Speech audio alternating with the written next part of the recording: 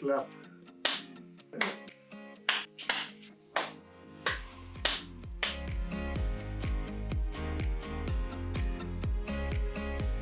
Je m'appelle Donia Gourabi, j'ai 19 ans. Je suis née à Paris 12e et j'ai grandi à Paris 13e. Mamadou Sissoko, je suis né à Bamako au Mali en 1980. J'ai 3 sœurs et un frère. Je m'appelle Kani Sissako, j'ai 22 ans, j'ai 6 frères. Alors dans les 6 frères, il y a 4 grands frères et 2 petits frères et j'ai 2 petites sœurs. Je m'appelle Misred, j'ai 15 ans, j'ai un petit frère, j'ai une petite sœur. Mon petit frère il a 8 ans, ma petite sœur elle a 13 ans. Je m'appelle Mélanie Nicole Kawana Saavedra, j'ai 23 ans et j'habite ici à Paris avec ma mère et ma sœur. Alors je m'appelle Sami Cheriev, j'ai 24 ans et j'ai 2 frères. Je m'appelle Daouya, j'ai 22 ans. Je suis l'aînée d'une fratrie de 2 filles et 1 garçon. Et ma maman est veuve depuis 2018. Alors je m'appelle Moussaoui Amran, j'ai 21 ans et j'ai un petit frère. Je suis né en Algérie, à Tizi Ouzou, dans la Grande Kabylie, et je suis arrivé à l'âge de 9 ans en France. Camélia Bouktouche, 31 ans, on est 4 dans la famille. Donc moi la deuxième, pardon. J'ai une grande sœur et 2 petits frères.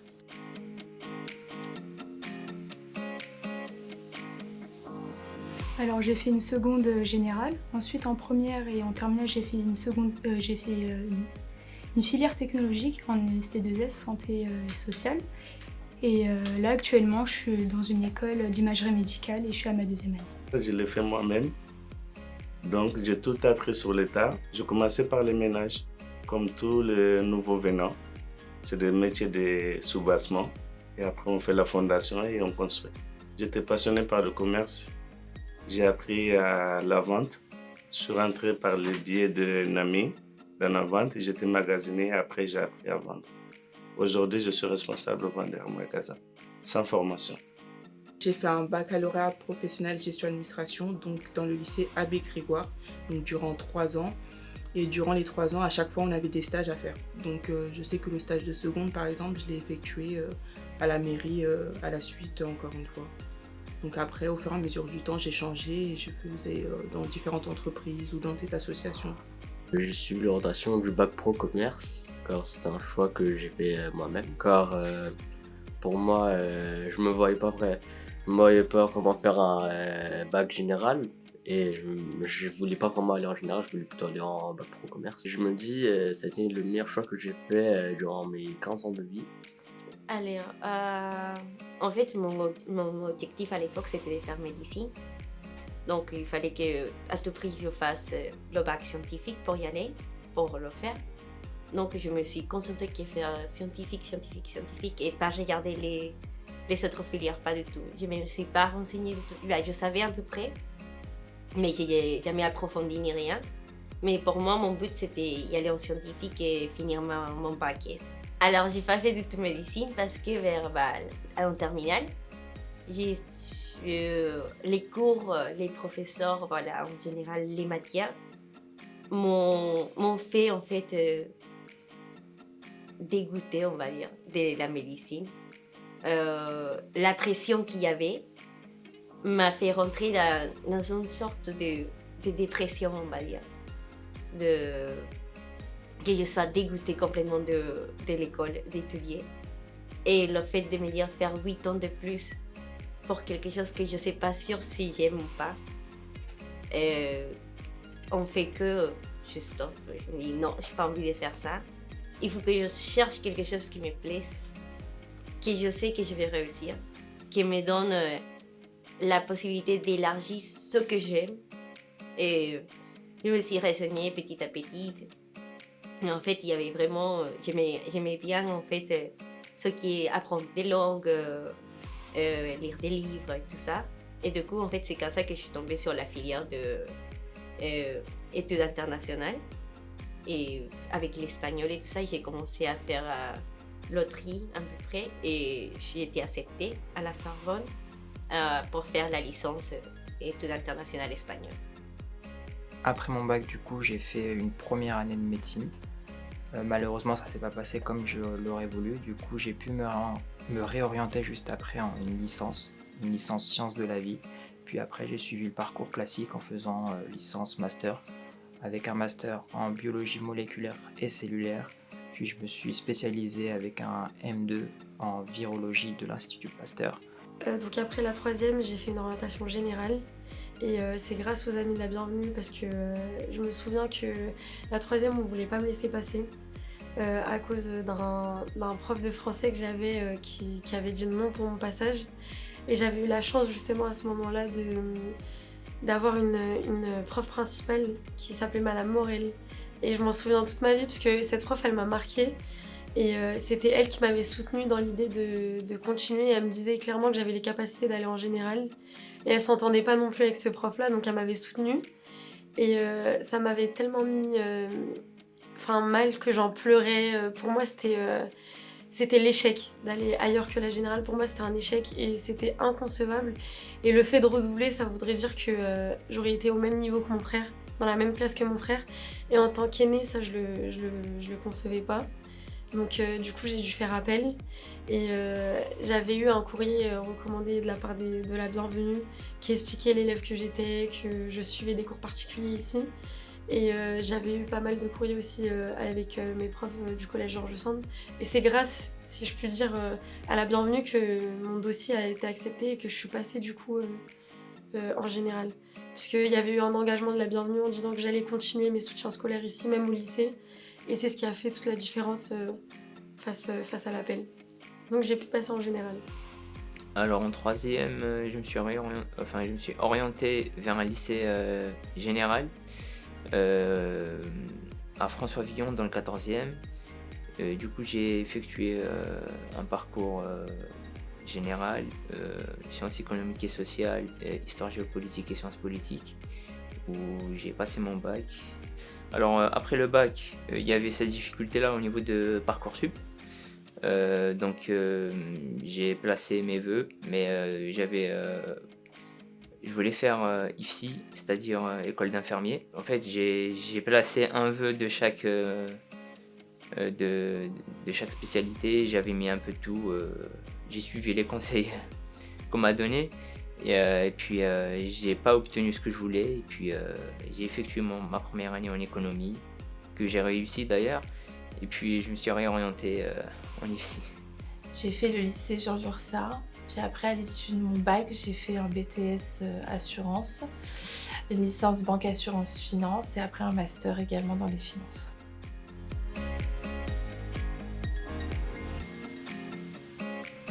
Ce qui a fait que je suis venue à la bienvenue, c'est ma mère. C'est elle qui m'a inscrite dans un premier temps moi et qui a par la suite inscrit mes frères et sœurs parce qu'elle avait des difficultés au niveau du français. Donc au niveau des devoirs, du soutien scolaire, il y avait personne qui pouvait nous aider à faire les devoirs à la maison.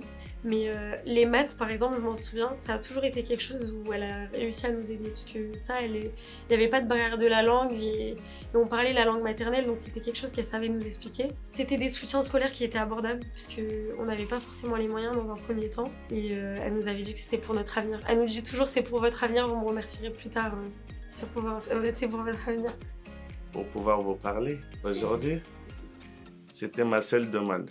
Quand je suis arrivé ici, je me rappellerai toujours d'Isabelle qui m'a fait l'inscription, m'a demandé au fait pourquoi vous voulez vous inscrire.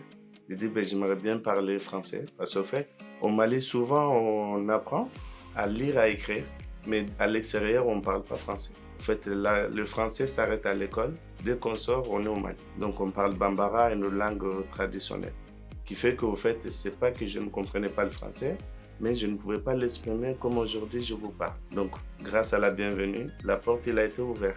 J'avais, il me semble, du coup, des difficultés en langue. À la bienvenue, on proposait on proposait des cours de français et d'anglais. Du coup, j'ai participé à ces cours de français et d'anglais. J'ai du coup aussi, il me semble, participé à des cours de mathématiques. C'était ma mère qui m'en avait parlé. Elle me disait qu'il y avait un groupe de soutien qui était là, du coup, à proximité d'où on habitait. Donc, et puis vu qu'elle était très à cheval sur ma scolarité, j'ai accepté de faire partie de ces cours d'entraide. Et puis après, j'étais plutôt très agréablement surpris. J'ai bien aimé tous ces groupes d'entraide. Alors, il s'avère que les Amis de la Bienvenue, donc l'association est au milieu d'un quartier où ma famille ont des commerces. Je suis beaucoup restée jusqu'à l'âge de mes 14 ans chez ma grand-mère. C'était pas forcément pour combler des lacunes sur des matières, c'était plus pour s'ouvrir et pour me perfectionner sur les matières français, maths, etc. C'était ma mère qui m'a inscrit de base, donc c'était pas vraiment mon choix à moi, mais quand elle m'avait inscrit, c'est parce que j'avais déjà beaucoup de difficultés en français. Je faisais que des fautes d'orthographe en écriture. Quand on me donnait la copie, il y avait plus de rouge que de bleu, on ne comprenait pas. Mais voilà, c'est parce que j'avais des difficultés après toutes les matières, mais maintenant ça va.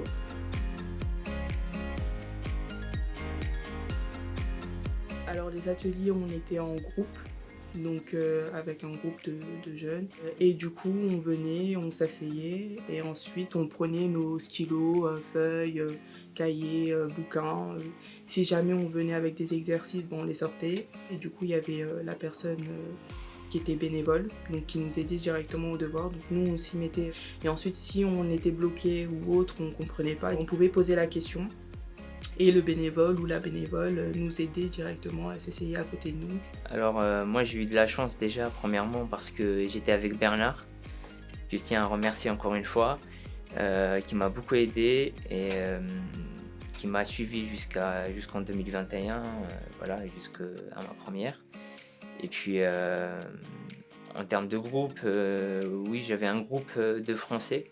On faisait des cours le samedi après-midi avec Pascal, que j'aimais bien d'ailleurs ce groupe-là, parce qu'il y avait une certaine cohésion, un certain échange. J'étais avec une personne qui m'a beaucoup aidée pendant mes 5 dernières années quand même. C'était Pascal. Voilà, m'a beaucoup aidée, elle m'a suivi de ma 3e jusqu'à ma terminale. Et on lisait des passages de livres et on commentait un peu cette partie-là et on s'exerçait sur les nouveaux mots. On prenait des mots dans le dictionnaire, on regardait un peu les définitions, quoi, juste pour se cultiver quoi, un peu dans le français. En venant à l'atelier de France et de mathématiques, je faisais mes devoirs, donc c'était bien. Donc j'avais un soutien. Et après, j'avais Patricia, donc, qui m'aidait pour les mathématiques. Donc j'avais aussi la personne qui m'aidait pour le français. Donc je lisais des livres, etc. Et même pendant les vacances, même si c'était fermé, donc j'avais des livres à ma disposition à la bienvenue que je pouvais lire. Et après, à la fin, je sais que je devais faire un compte-rendu directement pour savoir si j'avais lu ou non le livre. On parlait de l'ouverture du monde. Et quand moi j'arrivais avec, je me souviens de mes interdictions en disant mais non, ça c'est interdit. Et que Pascal, elle était jamais dans le jugement justement. Elle nous disait toujours d'accord, c'est interdit, mais pourquoi ? Pourquoi tu penses que cette chose est interdite ? Est-ce que c'est ta conviction ? Est-ce que c'est ta façon de penser ? Ou est-ce que c'est parce que c'est comme ça ? Et je me souviens, avec notre groupe, on avait plein de cultures et d'origines différentes. On parlait de plein de trucs. Et ça, c'était trop bien.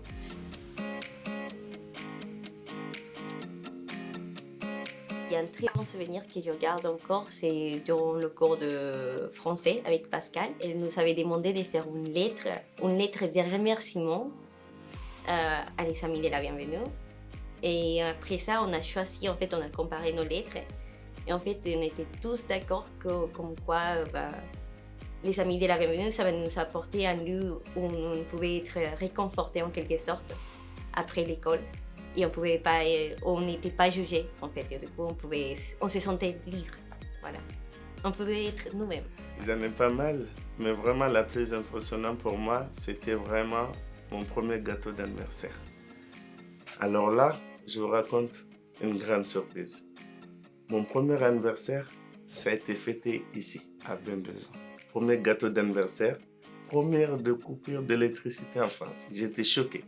On était là, tout d'un coup, pouf, il n'y avait plus d'électricité. Tous mes camarades étaient complices, y compris Métis, notre animatrice. Et du coup, moi j'étais choqué. Je dis, qu'est-ce qu'il y a ? Non, il n'y a plus de courant. Mais comment ça se fait qu'il n'y a pas de courant en France ? C'est pas possible. Et après, je vois un gâteau qui arrive. J'étais en larmes. C'est quelque chose que je n'oublierai jamais.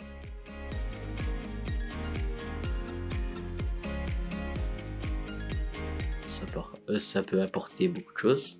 Déjà, des nouveaux amis, si on est on peut dire en manque d'amis. Je pense que cette association, elle peut apporter beaucoup. Déjà, d'une première façon, c'est qu'il y a énormément de monde, beaucoup d'encadrants, avec beaucoup d'expérience. Et on s'en rend pas forcément compte quand on est jeune, qu'on n'a pas toutes ces choses, on n'a pas cette maturité de comprendre que les autres peuvent nous apporter, qu'on reste très, solitaire et qu'on avance dans notre cursus. Mais je pense que déjà on a un peu cet aspect social où on partage avec les autres. C'est aussi une façon de se faire des amis, c'est aussi une façon de comprendre, d'améliorer tout son bagage académique et voilà. Et aussi ça peut aussi ça peut nous améliorer dans certaines matières et nous faire gagner les bases qu'on a peut-être manquées les années suivantes, par exemple si on est en 4e et qu'il y a des bases importantes qu'on devait retenir en 5e ou en 6e, ça peut les faire gagner à la bienvenue. C'est pas l'apprentissage comme à l'école. C'est vraiment un apprentissage où on nous apprend d'autres méthodes. Admettons, apprendre une poésie à l'école, ils n'ont pas le temps de nous apprendre comment apprendre une poésie, alors que à l'association des Amis de la Bienvenue, on nous donne d'autres méthodes. Et du coup, on a plusieurs méthodes pour apprendre une leçon. C'est aussi... je me souviens vaguement en maths, alors moi j'ai jamais été très bonne en maths, mais on nous apprenait d'autres méthodes, notamment sur l'ordinateur, où on échangeait entre nous, entre élèves, de comment toi t'apprends ça et comment moi j'apprends ça. Et du coup, non, c'est bien, moi j'ai que des bons souvenirs des Amis de la Bienvenue. Alors en point de vue personnel, du coup, ça m'a apporté énormément de choses. Donc premièrement, comme je l'ai dit tout à l'heure, j'ai pu m'améliorer dans les matières où j'avais des difficultés. Et d'un point de vue global, au niveau du relationnel, des échanges avec les différents animateurs, ça m'a permis aussi d'améliorer, on va dire, tout ce qui était expression. C'est riche qu'il y ait plusieurs cultures qui se rencontrent, parce qu'à ce moment-là, en tout cas, moi je me rappelle qu'on était plusieurs personnes issues d'origines différentes. C'est vrai que je me rappelle d'un atelier où on partageait chacun nos cultures et c'est vrai que ça permet de partager et de connaître la culture d'autres communautés, entre guillemets. Donc au-delà de l'apprentissage même de la matière, c'est un moment d'échange, de partage, d'ouverture au monde en réalité. J'ai toujours gardé mon côté humain que j'ai sûrement et peut-être appris même ici aux amis dans les années. C'est aussi un trait de caractère, hein, mais que j'ai en tout cas c'est quelque chose que je retrouve ici, que j'ai retrouvé parce que maintenant c'est plus le cas, que j'ai retrouvé dans l'association.